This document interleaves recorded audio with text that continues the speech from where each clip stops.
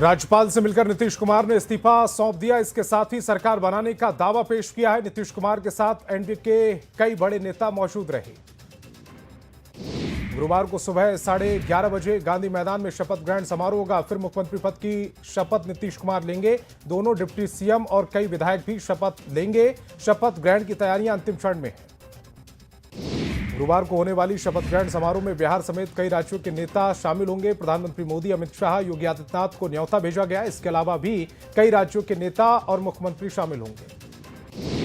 बिहार में नई सरकार को लेकर हलचल तेज है। इस बीच बीजेपी विधायक दल की बैठक में बड़ा फैसला लिया गया। बैठक में उप मुख्यमंत्री सम्राट चौधरी और विजय सिन्हा बने रहेंगे। नई सरकार के गठन से पहले बीजेपी विधायक दल की बैठक हुई। सम्राट चौधरी को विधायक दल का नेता चुना गया, वहीं विजय सिन्हा को उपनेता चुना गया। एनडीए विधायक दल की बैठक में नीतीश कुमार को विधायक दल का नेता चुना गया। नीतीश के पहुंचते ही उनका फूलमालाओं से स्वागत किया गया। इसके बाद बैठक में सर्वसम्मति से नीतीश कुमार को विधायक दल का नेता चुना गया।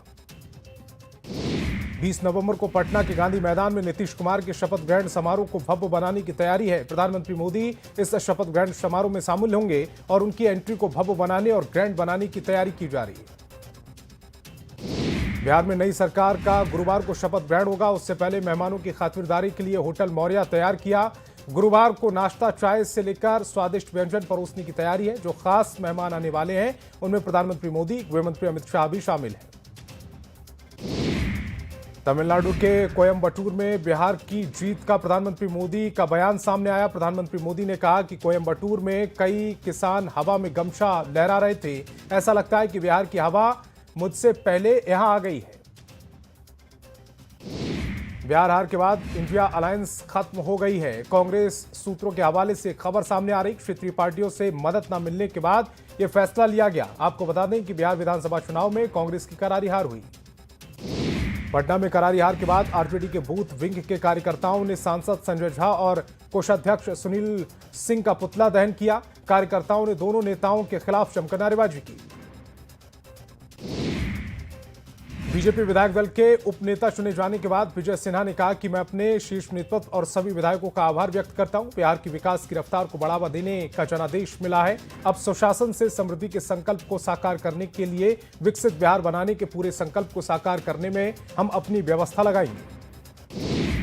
केंद्रीय मंत्री गिरिराज सिंह ने एनडीए सरकार को समर्थन देने के लिए जनता को धन्यवाद दिया। इस दौरान कांग्रेस पर निशाना साधा। कहा कि महागठबंधन का वोट चोरी का आरोप बेबुनियाद है और कांग्रेस को इसके लिए जनता से माफी मांगनी चाहिए। चिराग पासवान ने कहा कि बिहार में अब तेज गति से विकास होगा। उन्होंने बताया कि गुरुवार को गांधी मैदान में शपथ ग्रहण होगा और नई सरकार तुरंत काम में लग जाएगी। बीजेपी विधायक दल की बैठक के बाद मैथिली ठाकुर ने कहा कि लोगों का काफी प्यार मिल रहा है और हम अपनी जिम्मेदारी को अच्छे से निभाएंगे।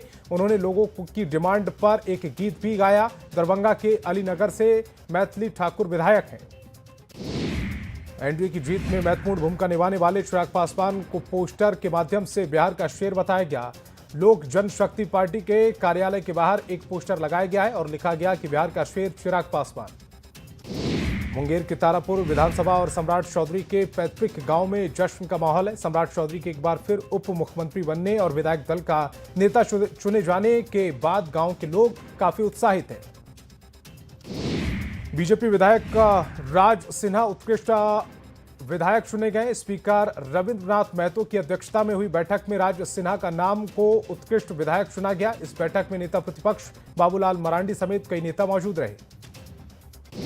जेएमएम के प्रवक्ता मनोज पांडे ने बयान दिया कि कहा कि हेमंत सोरेन की सरकार गांव की सरकार है, इसलिए पंचायत स्तर पर आपकी योजना, आपकी सरकार, आपके द्वार कार्यक्रम शुरू होने वाला है। मुख्यमंत्री हेमंत सोरेन खुद पंचायतों में पहुंचकर लोगों से सीधा संवाद करेंगे। बिहार में एनडीए की प्रचंड जीत पर झारखंड प्रदेश भाजपा के कार्यकारी अध्यक्ष आदित्य प्रसाद साहू ने बधाई दी। कहा कि बिहार की जनता ने फिर से डबल इंजन की सरकार को चुना। बिहार की जनता ने नरेंद्र मोदी और नीतीश कुमार के विकास कार्यों, विश्वास और रोजगार के एजेंडे पर मोहर लगाई।